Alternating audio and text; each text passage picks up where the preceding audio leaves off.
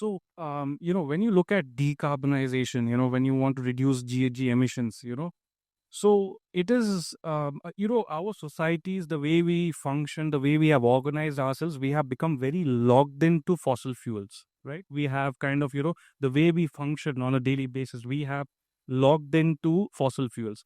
Now we are trying to kind of, dissociate our economies, the way we function from, burning fossil fuels. We don't want to be dependent on fossil fuels. We want to move away from fossil fuels. We want to go towards alternate fuels, alternate sources of energy, what you call cleaner sources of energy.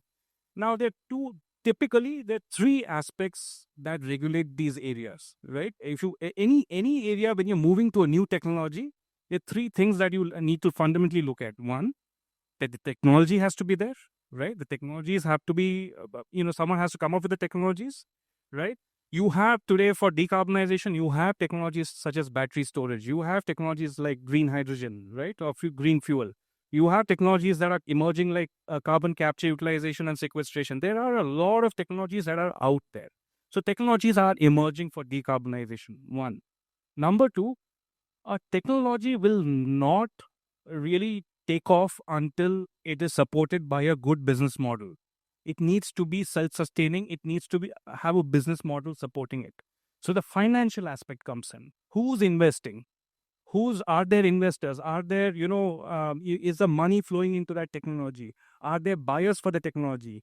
So we all always talk about government programs. Government needs to fund these projects. Government needs to has to come up with the program to fund money. Now the thing is, government has limited resources. Government has other areas to function in. I mean, the gap between what is required to meet our climate targets in 2050 in terms of finances to where we are today, to the amount that's being spent today, the gap is so staggering that the governments across the world cannot do it themselves. They need the private sector, right? So you need to unlock private capital or incentivize private sector to move in. That is where you need mechanisms such as carbon markets.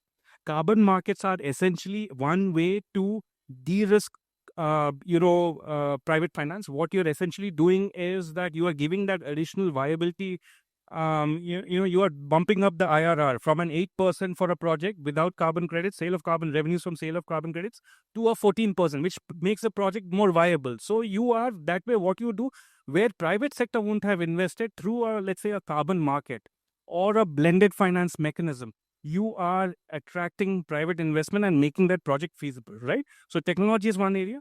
There is finance. We spoke about finance. And third is always, especially in any other sector, but more so in the space of climate, in the space of energy, you need proper regulations. You need government to step in and come up with the right regulations across sectors. May it be the power sector, maybe the shipping sector, the port sector. It could be, the carbon markets itself. The government needs to step in and kind of put the a framework, a rules based framework in place so that the players feel safe, the private sector feels safe, comes in, and they know what the rules are. They come in and make their investments, and they can expect their returns.